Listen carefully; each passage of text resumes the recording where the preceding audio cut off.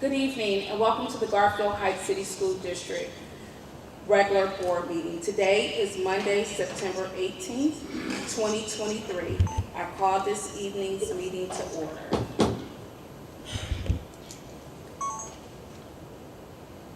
Mr. Oko, can I have a roll call, please? Mr. Isom, Ms. King, Here. Ms. Morrison, Here. Ms. Thomas, Here. Mrs. Daniels. Here. At this time, can I have a motion to amend tonight's agenda to appoint Vice President Millette King as President Pro Temp for tonight's meeting? And the motion to be both to amend the agenda and to appoint Ms. King. So moved. Second. That was moved by Ms. Morrison and second by Ms. Thomas. Can we have roll call, please? Ms. Morrison, Yes. Ms. Thomas, Yes. Ms. King, Yes. Mrs. Daniels. Yes.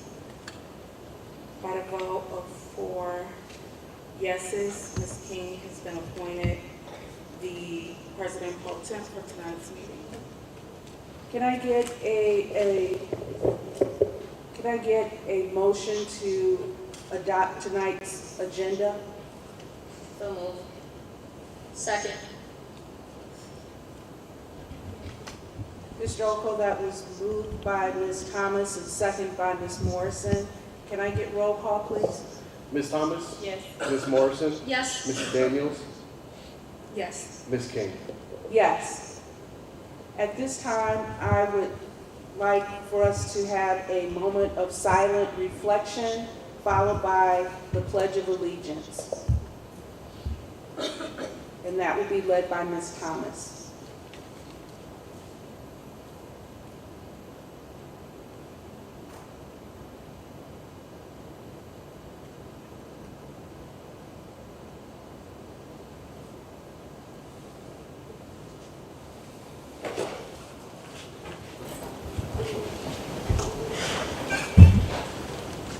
I pledge allegiance to the flag of the United States of America and to the republic for which it stands, one nation, under God, indivisible, with liberty and justice for all.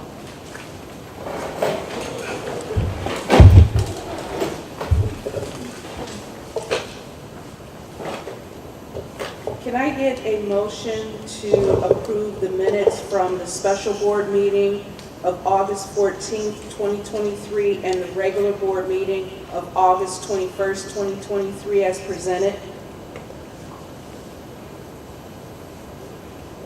So moved. Second. Mr. Oko, that was moved by Ms. Thomas and seconded by Ms. Morrison. Can I get roll call, please?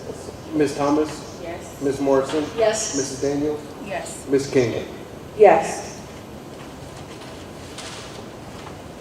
Next, we have the board president's report.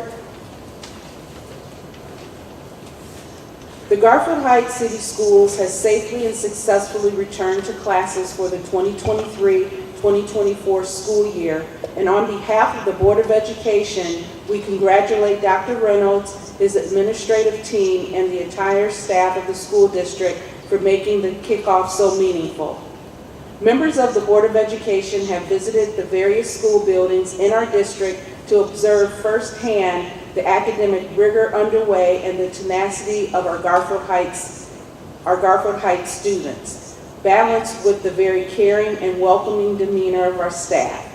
The school district will successfully educate the students of our community, provided this culture remains intact and will flourish even more with continued involvement of our parents in the educational lives of their children. This school year, we have the pleasure of welcoming a number of new staff members to our Garfield Heights Bulldog family. The Board of Education is impressed with the wealth of talent, experience, and enthusiasm with our new Bulldog team members that have already had a significant impact on our students. Welcome. I would like to formally welcome the new leaders to the Garfield Heights City Schools. Welcome Ms. Lynette Stevens and Mr. John Townsend to the role of principal in the Garfield Heights High School. While all of our principals do a fantastic job of leading their buildings and serving as liaison between the community and their respective buildings, these two individuals are new to the Garfield Heights City Schools community in this capacity. Although the high school for more than a decade, Mr. Townsend becomes high school principal believing that the greatest asset our community has is our children. He sees their potential, believes our Garfield Heights High School students can compete with any students anywhere, and makes their future his primary mission. I would also like to welcome Principal at William Foster, Ms. Stevens, who is a resident of Garfield Heights, to our Bulldog family. She has a long career in not only education, but educational leadership and administration in her background. Her firm grasp on methods and leadership will undoubtedly help her guide the William Foster experience for the building's family this year. Finally, we commend our entire school family, from Dr. Reynolds, our understanding staff members at the elementary levels, and our parents on the successful start of the school year, particularly considering the enormity of the elementary grade reconfiguration. The Board of Education recognized the need to make certain changes last year, believed in the plan which Dr. Reynolds and his team presented, and now it's a month into the implementation. Salute him and his team for the effective integration. Let's keep the steadiness and success moving in the right direction by reaching every child every day together. This concludes my report. On to committee reports. Are there any committee reports?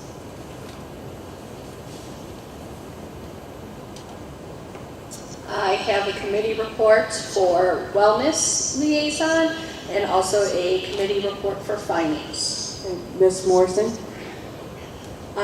We met today for the Finance Committee, and I just wanted to give a couple facility updates.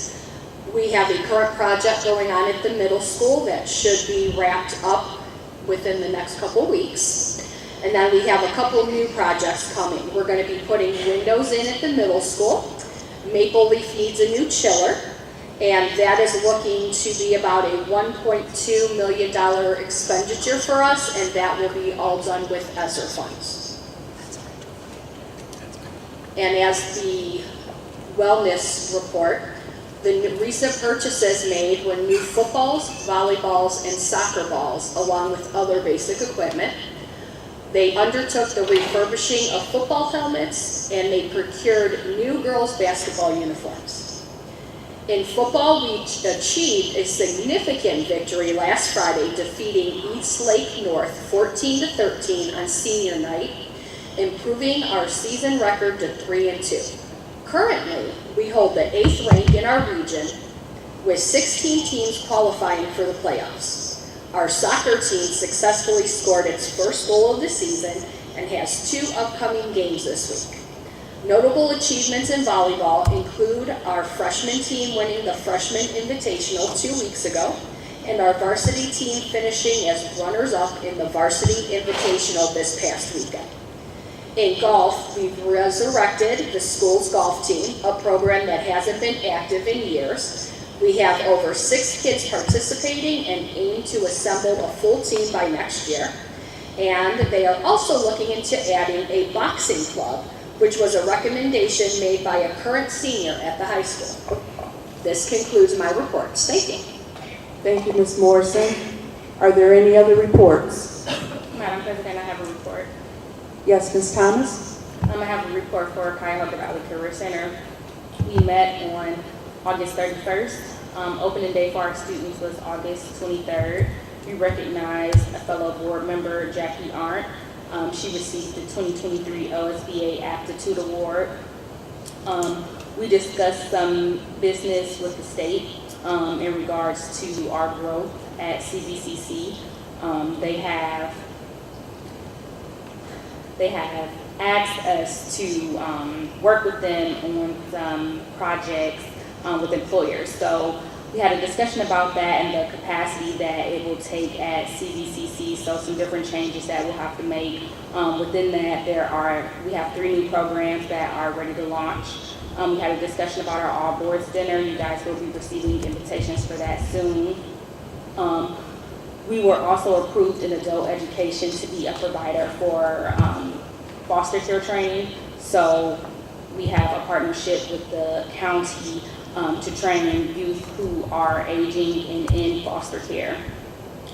We talked about communication for our Career Tech Education Partnership Reimbursement Grant that we applied for. So we'll be hearing back from that if we got that grant for our expansion. And then we went into executive session to discuss superintendent and treasurer evaluation. And that concludes my report. Thank you, Ms. Thomas. I have a legislative liaison report. The House Primary and Secondary Education Committee heard sponsored testimony on House Bill 235, which looks to make changes regarding the membership and the election of the State Board of Education and the State Board's public meetings.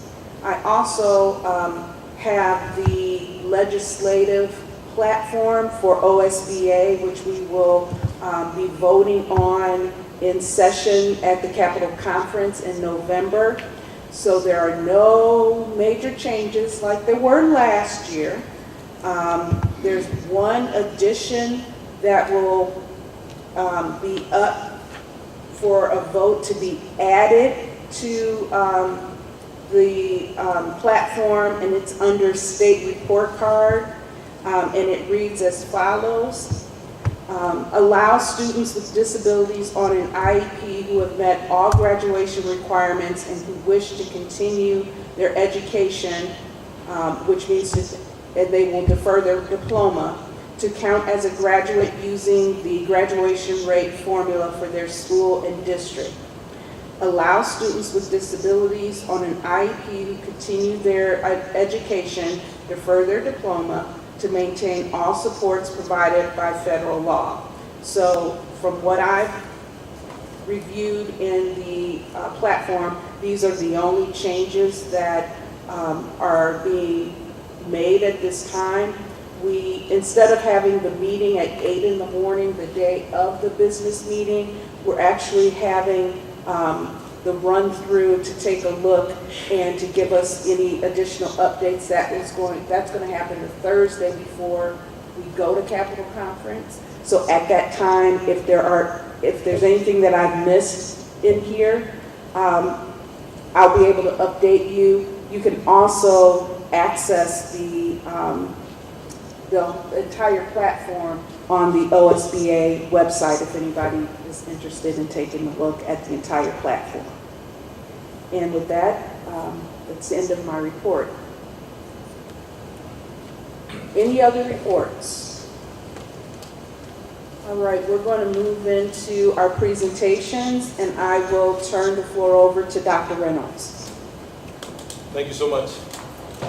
Tonight we will be listening to special education update from Mr. Forte, and he will provide you with an update on where we are as a district.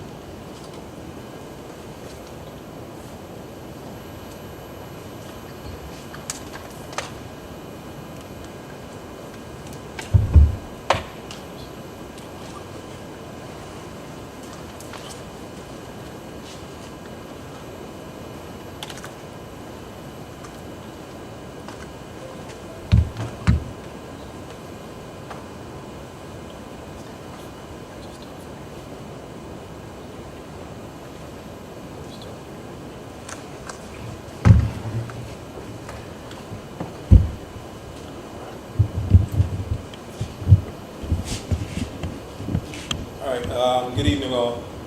So I'm going to give you guys, a brief update. I don't want to take up too much of the board's time. My name is Jonah Forte. I'm the Director of Special Education for the district. My department is myself, Ms. Antil, who is one of the supervisors of SPED, and I was fortunate enough to be able to bring on another supervisor, Ms. Crystal McNeely. She's coming from PEP. Years of experience. She's been in PEP. She's been in a few other school districts as well. So the first thing is our district numbers. So the district itself is around 3,000 students. I think the last time I checked, it was like 29 and some change. Of those students who are enrolled, 624 of those students have IEPs. 86 students currently have 504s. That's around 710 students who receive some type of service.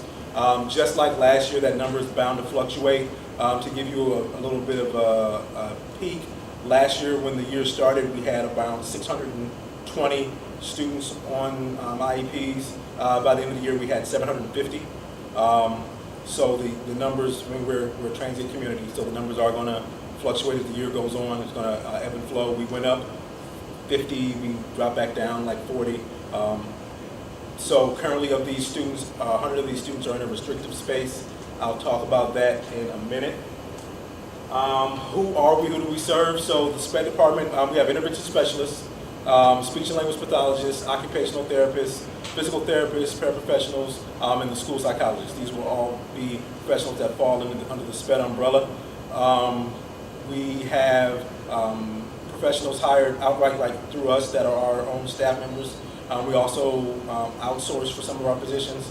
We go through people like Star Therapy. We go through Maxim just for hiring agencies to help out. So our occupational therapists and our physical therapists are contracted out, as well as some of our school psych positions. The students that we serve students across the continuum of special ed needs, autism, deaf, blindness, OHI, orthopedic impairments. We really are kind of like a one-stop shop. We try to do a really good job meeting our students' needs and giving them everything they need. When you look at our location of services, these are the 5 areas or 5 locations that if you look at a student's IEP, they could be. The general education classroom is obviously the general education classroom. That's the inclusion setting. The separate space within the classroom, you would think of that more along the lines of like an elementary school, like that kidney bean table, when kids get pulled off to the side and receive their services there. Separate space outside the classroom would be if the student were in like a small group setting outside the classroom, the IS comes, pulls them out, does like small group for reading or math, et cetera, et cetera. A special education classroom would be like a cross-cat classroom where it is the IS and let's say a paraprofessional, and every student in the classroom has an IEP. In the therapy area, that's where you're going to see our occupational therapists, our physical therapists, our speech and language pathologists providing services for the student. Where's the classroom? So right now of our students, we have 590 students what we call in-district, 34 students considered to be out-of-district. To be in-district, the student has to be at their home school, and what we mean by the home school is if the student is in 5th grade, we would expect them to be at Maple Leaf. If the student is in kindergarten, they'd be at William Foster, so on, et cetera. That means we can service their needs at their home location. They don't have to go anywhere else. For the students, we have 34 students right now where their needs are to the level or degree that the school district and the IEP team as a whole agrees that their needs would be better served elsewhere. So those are our outside placements like PEP, LEAP, STEPS, Kids Link, things of that nature. Those are considered to be private institutions, and the district, because we believe the students are better served in those places, the district does pick up the tuition for these institutions. Staff supports. So we looked at the supports that we provided last year and really trying to build upon that. So professional developments for our special education staff and any gen ed staff that wants to participate. We do provide internal professional developments, so we take advantage of the PD time that we have built into the schedule on a monthly basis. We also do smaller professional developments that are targeted specifically towards a building's needs or a team's needs. Myself, Ms. Antil, Ms. McNeely have gone out and will continue to go out and provide, like if we see trends in document writing or trends in questions asked, we will go out and provide professional developments for the buildings as needed. Staffing supports, big thing for us. Every special education classroom, except for one, has at least one paraprofessional. That wasn't the case the entire time last year, but we made a big push to try to get as much support in the classrooms as possible. We were even fortunate enough to bring on more than one paraprofessional or educational aide into classes that have a higher student count or enrollment. So if they have like 10 kids in the special education classroom, we've tried to bring in, if we can, 2 paraprofessionals to help out. We're still contracted with ABA Outreach that provides, behavioral supports, and training, et cetera, and we still give one-on-one IEP writing guidance. A big initiative that we started last year and we're going to be continuing through this year and into the foreseeable future is Each Child on Track. Each Child on Track will be a statewide initiative by 2026. Everyone's going to have to do it.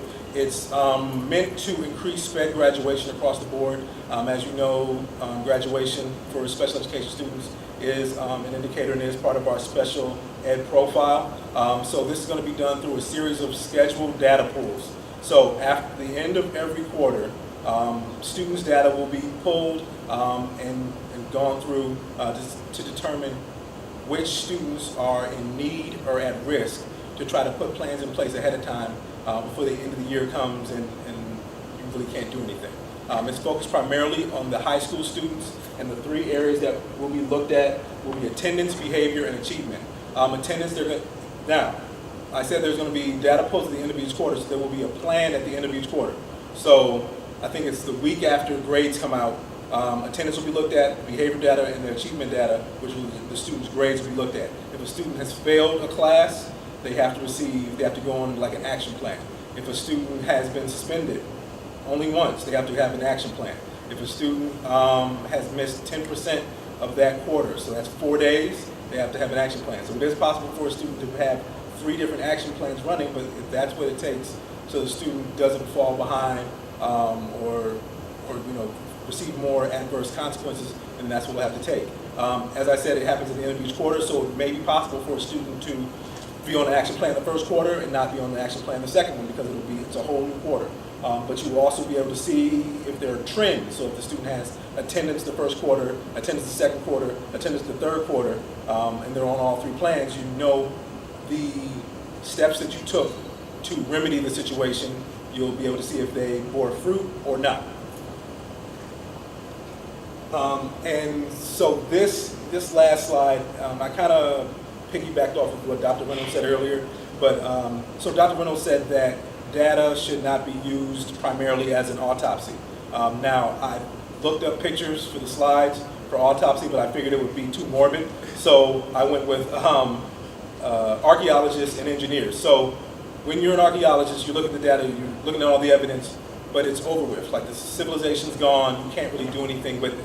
And a lot of times that's what happens with our data. When the report card, the school report card comes out, or the special education profile comes out, there's nothing you can really do at that point. Like the grade is the grade, the view of the district is the view of the district. So doing these data pulls throughout the year on a scheduled basis will put us more in line of being engineers, where you receive the information and you can make tweaks and changes to what's happening with the students, what's happening in the building, and what we're doing to try to ensure that the students graduate and are successful afterwards. Thank you, Mr. Forte. Very informative presentation. Any questions from the board? Ms. Thomas? Just a quick question, well, it might be quick. After being onboarded, what was the biggest goal you had for the SPED department, and how have you worked to achieve it?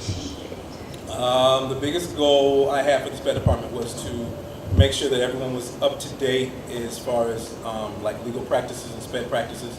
We made a large focused effort of that last year. 3 of our large PDs, the first one we took 2 hours, the second one was an hour, the last one was 3 hours. Myself and Ms. Antil last year, and it'll be Ms. McNeely this year, we try to go to as many legal updates that are put on by the ESC. We go to OAPSA, which is one of the many organizations. They have a large meeting that's put on by the legal teams of Western Herd. We even go to the Southern Ohio meetings, for the same purpose. When we find out information, we have to bring it back to the staff immediately, because if they don't know what is expected of them, like procedurally, and when it comes to documentation, like how can they be expected to, behave in a manner or operate in a manner that is best for the district and best for the students. Thank you. Any other questions for Mr. Forte? Yes, I have a few questions. When you talk about our special education department, do this include data for our preschool program? Because I know we identify Yes. children as early as 3. Yes. And what efforts are we making as a district to get the information out to families that we are available to identify and test children as early as 3? Because I feel like if we could get our students, I know early interventions give us the best outcomes with students with special exceptional needs. Have we ever made an effort, or do we plan to make an effort to really try to identify those 3, 4, and 5-year-olds so that we can support those families prior to kindergarten? We do plan on making more of an effort. Right now, students are coming in with a high frequency because they can be referred by daycares and they can be referred by doctors. And so that's really what's happening. Like, if another institution sees a need, they do make the referral, and we have to move forward and honor it. That's good. That's good to know that we have some of those other supports that's wrapping our young children and directing them to the district so that we can have access to them sooner. You mentioned that in the special education classrooms that we at least have one paraprofessional. What do the supports look like in our inclusive classrooms to support the students with special exceptional needs when they're in the general ed setting? Or is that a need and some supports that you need the board to look at as in the future, being able to expand more supports in those inclusive classrooms? Right. So as of right now, it's typically just the IS that's providing the supports for the students and for the gen ed teacher in the classroom. We would like to bring on more paraprofessionals to have them included in the inclusion setting. But my primary goal was the special education classrooms because that's where the students had the highest need. And then once I filled all those spaces, I said, everyone we bring on after that, we could put in gen ed classrooms that have higher populations or a higher percentage of sped students in comparison to their gen ed peers. Yeah, I do understand, like right now, that's just challenging. I mean, that arena's hard to get intervention specialists, paraprofessionals, and all that good stuff. But I always just kind of like to know, what is the big goal or the big dream that we have. We may not be able to have the funding or the resources right now, but what would best support all students, especially, I don't want us to forget about our inclusive classrooms because they play a vital role in ensuring that we keep our students in with their typical peers, but we want them to have equitable support. Well, listen, I don't know if we have enough time, but if you want to talk elsewise about what a perfect world would look like or what I think would, best benefit us across the board, I could very easily do that. But like I said before, I first try to fill up, make sure that our sped classes were what I feel is properly staffed, and then we can move on. Like I said, unfortunately, we still have one class that doesn't have a person. We're still looking. We're actively hire and interview. We were just, myself and Ms. Pettigrew, we were just at another job fair on Friday. It's the first thing we ask and we look for. But we will make sure we want to bring on quality people and not just anybody to the class. Thank you. Any other questions for Mr. Forte?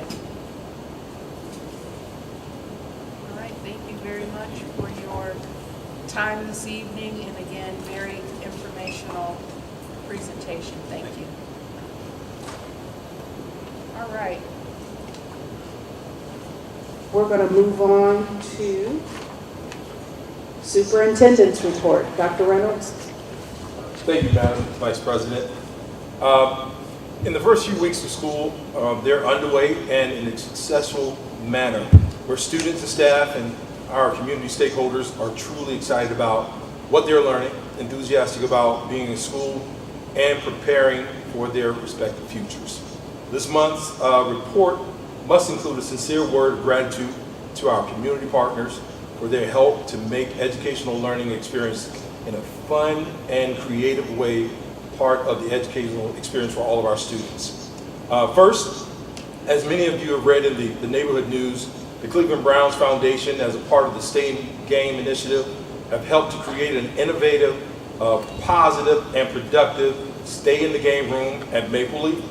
During a ceremony earlier this month, representatives from the Cleveland Browns joined Mr. Tranter, Mr. Glazer, Dr. Price, Dr. Dupree, Mrs. Wilson, and others to cut a ribbon, to do the ribbon cutting of the room, which essentially rewards students for coming to school, which is what the Stay in the Game is all about.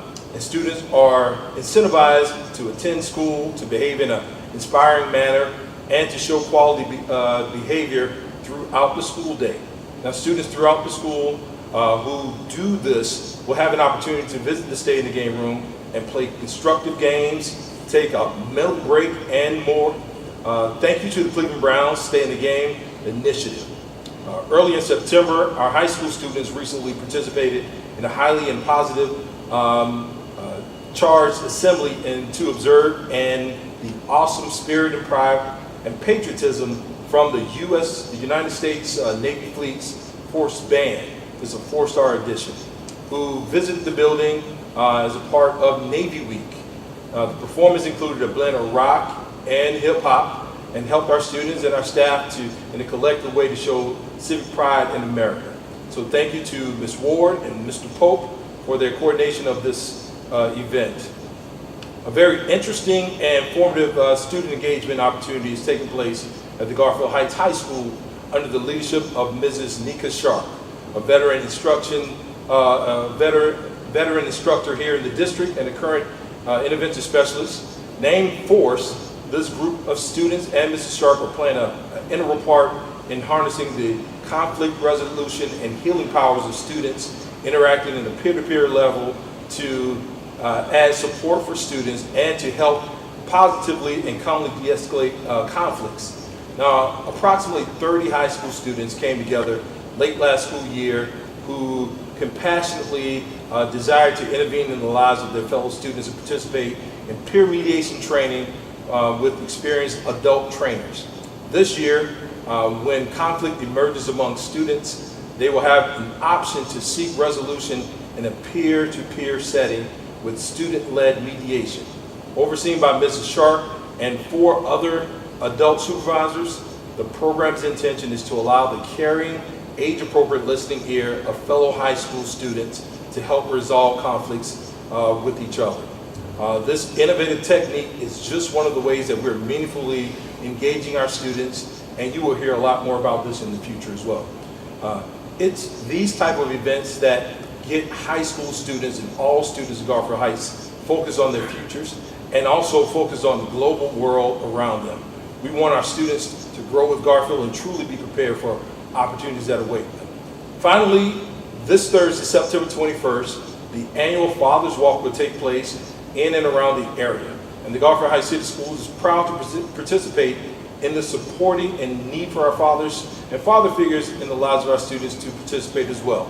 We had a great turnout last year. If any of you have participated in that, we had an outstanding turnout from our fathers last year, and I'm encouraged that this will continue, and you are invited and strongly encouraged to walk with your child to school on Thursday, the 21st, and the district looks forward to seeing you all. Thank you for your attention in this matter. Thank you, Dr. Reynolds. Any questions for Dr. Reynolds in regards to his report? All right, we will move on to remarks from the public regarding agenda items. All meetings of the board and board-appointed committees are open to the public. In order for the board to fulfill its obligation to complete the planned agenda in an effective and efficient fashion, a maximum of 30 minutes of public participation may be permitted at each meeting. Each person addressing the board shall give his or her name and address. If several people wish to speak, each person is allotted 3 minutes until the total time of 30 minutes is used. During that period, no person may speak twice until all who desire to speak have had the opportunity to do so. Persons desiring more time should follow the procedure of the board to be placed on the regular agenda. The period of public participation may be extended by a vote of the majority of the board present and voting. So we don't have anyone that wants to address any of the agenda items. So we will continue with our agenda. All right, next we have the approval of the financials. Can I get a motion to approve the board financials for August 2023 as presented?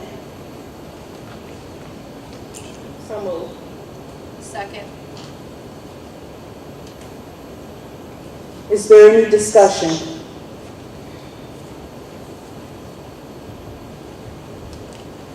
Mr. Oko, is there anything you'd like to share with us?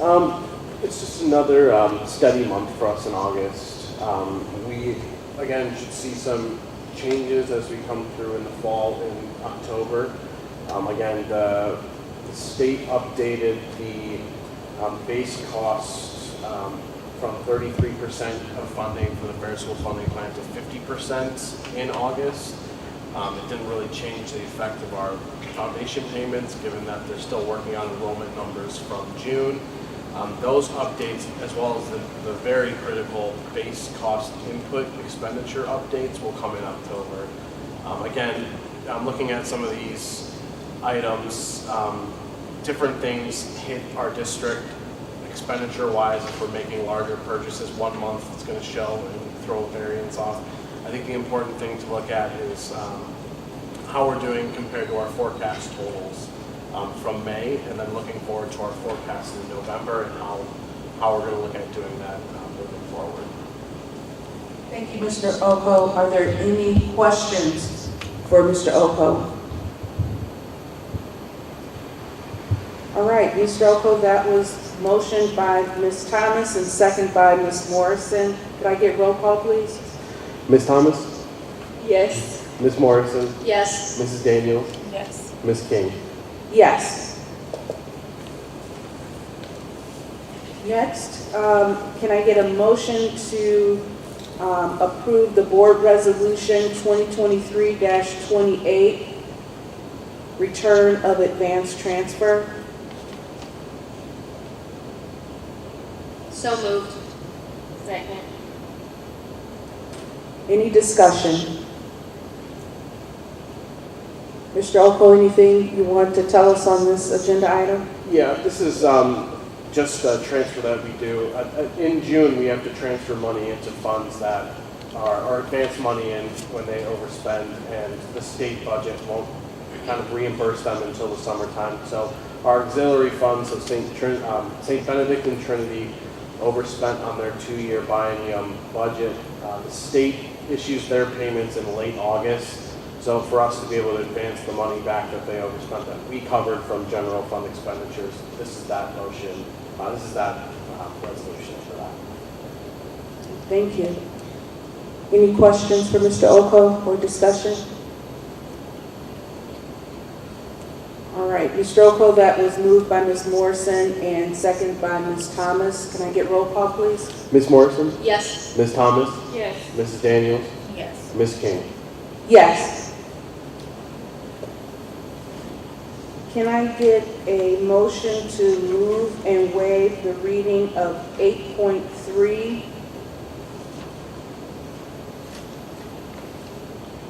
through 10, or no, just 8.3 through 9.2.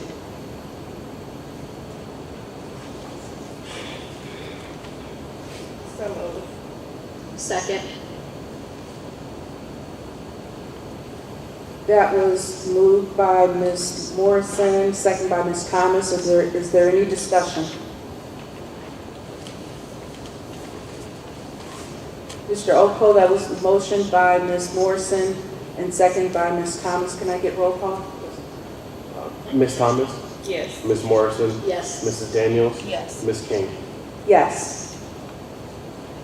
Next, I entertain a motion to move and waive 9 through, Is it 10? 10.1, Ms. King. oh, I'm sorry, 10.1 through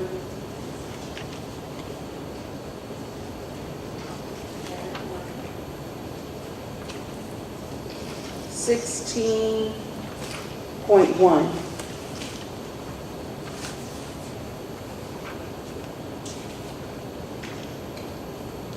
It was So 10. moved. Thank you. Second.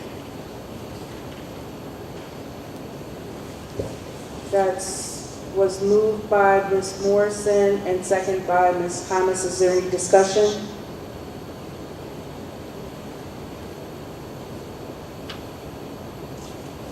Mr. Oko, can I get roll call, please? Quick question. Ms. Thomas? What items did we go through? 10 through 16.1. Am I missing listed policies?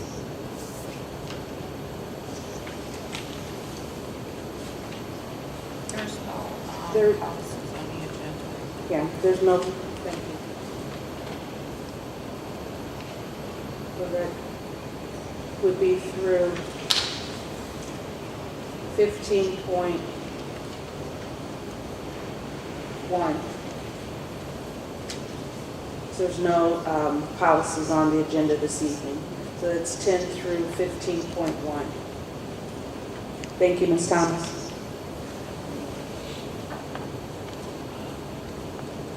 Mr. Oko, that was moved by Ms. Morrison and seconded by Ms. Thomas. Can I get roll call?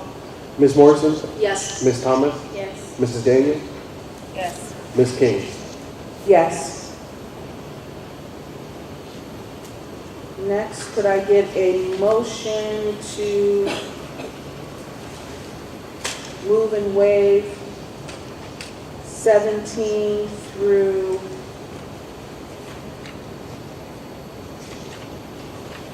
18.4? So moved. Second.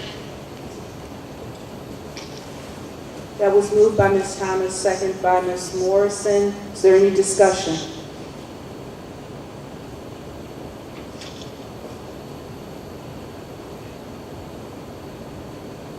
Without any discussion, Mr. Oko, that was moved by Ms. Thomas, second by Ms. Morrison. Can I get roll call, please? Ms. Thomas, Yes. Ms. Morrison, Yes. Mrs. Daniels, Yes. Ms. King. Yes. Next item on our agenda, remarks from the public regarding miscellaneous school items. All meetings of the board and board-appointed committees are open to the public. In order for the board to fulfill its obligation to complete the planned agenda in an effective and efficient fashion, a maximum of 30 minutes of public participation may be permitted at each meeting. Each person addressing the board shall give his or her name and address. If several people wish to speak, each person is allotted 3 minutes until the total time of 30 minutes is used. During that period, no person may speak twice until all who desire to speak have had the opportunity to do so. Persons desiring more time should follow the procedure of the board to be placed on the regular agenda. The period of public participation may be extended by a vote of the majority of the board present and voting. So our first speaker is Ms. Dozier. And if you'd like, please come up to the microphone. Thank you.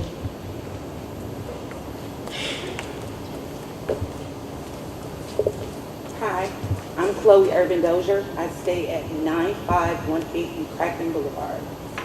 I have a few things. For starters, I'm a 2009 graduate from Garfield Heights. Been here since I was 12 years old, me and 4 of my other siblings. So I've seen the changes in all of the schools. My number one issue, or concern I should say, is the fact that I have a sixth grader at the middle school who's in fear every day. Like when you guys were discussing how the school has been so joyous on returning, we don't feel that way. The way you guys are describing it made me feel like it was like a school in Solon or something, and that's not what we experienced. My son has an IEP, and in his IEP he has specific services that he should get. At the start of the school year, he had an intervention specialist, Ms. Z. Now, because you guys lost 7 additional teachers, he is now not with her. He's supposed to get small group with her for math, science, social studies, and ELA. He only sees her for ELA. Also, curriculum. I was never told that they don't do homework. They do no homework, they do no projects. I don't understand it. Nobody has ever been able to give me a reason or statistics behind it or anything. Communication. I've called several times, emailed, haven't heard back. I've called the head of special ed. I sent the email, didn't get anything. I just now met the middle school principal and learned her name this morning for the cell phone Zoom meeting we had. I've reached out to Mr. Felino, he's the 6th grade principal, which I understand he's probably busy, seeing how now you guys have 7th, 8th, and 6th graders in the cafeteria for some periods with one principal. That's a big safety concern. I didn't even know that kids can all go in the cafeteria for ELA together, join. Never knew that. My son has a counselor through Guidestone that was just now this week made able to go and see my son. He's had her ever since 1st grade. And he's never had to experience an issue like that. For whatever reason, they said that they needed to tie up loose ends to allow government contract people to come in. But Garfield is who referred me to Guidestone. They all know her. What else? Safety, very big. There are so many fights to where not just my son, but you have kids, you have teachers, you have staff that are afraid to even be in the building. I don't know if you guys know this, because when you guys were explaining how the school year has started off, it's not for the middle school, probably the high school or William Foster, because I have a son at William Foster as well. He's a part of the preschool program. This is his 1st year. He goes all day. No issues. Communication, exceptional. You can't get a phone call back. I was not made aware that my son wasn't receiving these services. He actually told me. Nobody called me. They didn't tell me anything. I was still talking to his intervention specialist as if she was sitting in the classroom with him. Via text, via phone, she never told me that she wasn't meeting with my son like she was supposed to. And now he's behind, and when requesting to send work home to make it up, I'm told that as of a year and a half ago, the middle school stopped allowing kids to bring the Chromebook home. I've been requesting for Google Classroom information, instructions on how to get my son in, haven't heard back. This has been going on about 3 weeks. Jen from the office has sent the same emails that I've sent. I had other parents reaching out as well. We can't get anyone on the phone. Thank you. Thank you, Ms. Dozier. Our next speaker is Ms. Guy.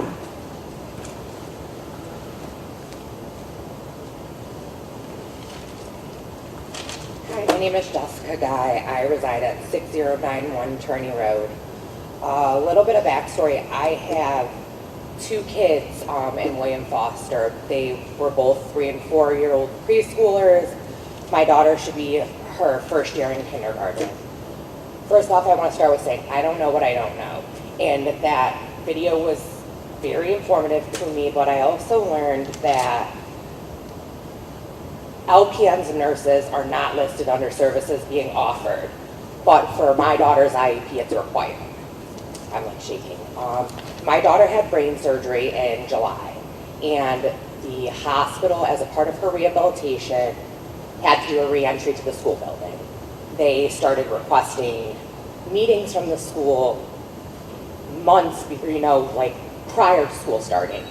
We did not get a response until 3 days before my daughter was supposed to be in the building. I understand there was multiple changes going on. What ended up happening was the people that they reached out to were no longer a part of the district. We got past that. It was told to me that my daughter's start date would be delayed. As of right now, my daughter is a sitting duck waiting for services that are required by her IEP. I've tried to trust the process through this, and I understand the changes going on. But after reading that or watching that video, LPNs and nurses are not listed under services provided by an IEP. And it kind of shocked me to learn that nurses weren't a thing in buildings anymore. We have a district nurse, but the people in our buildings, they're just medical assistants, aides, and they don't qualify. And one of my bullet points was qualifications, hired staff, example, big one, paraprofessional versus LPN. Originally, it was a paraprofessional. The Cleveland Clinic requires a nurse to be with my daughter for her multiple disabilities, her brain surgery, all of those things. And it's really hard for me to accept that my daughter may not be in the building until January or until services are provided. And I'm reading that thing, and it says we have 34 students out of district. And I'm waiting for the school to admit that they can't meet her needs and get the ball rolling, especially when they knew before the start of school. And a plan B should have been in place that day. And, every child on track. When that started in kindergarten, they were focusing on high school. When, kindergarten for me. And every single day, my son goes to school all day for 4-year-old preschool. My 5-year-old cries. She's heartbroken. And her disability should be being met, especially when they're required. IEP is legally binding. We know that. I also requested modifications to be made to her IEP, and I was told that she needed 6 weeks of in-class observation. Well, how do you expect to get that if she's not in the classroom? And yeah, I appreciate it. I appreciate your comments on getting them in the early intervention. I'm not new to advocating for my daughter, but I think that even 3 or 4 weeks has been too long. IEP hours, required services, physical therapy, occupational therapy. She's required 4 hours a week. When is she going to make that up? But thank you. Thank you, Ms. Guy.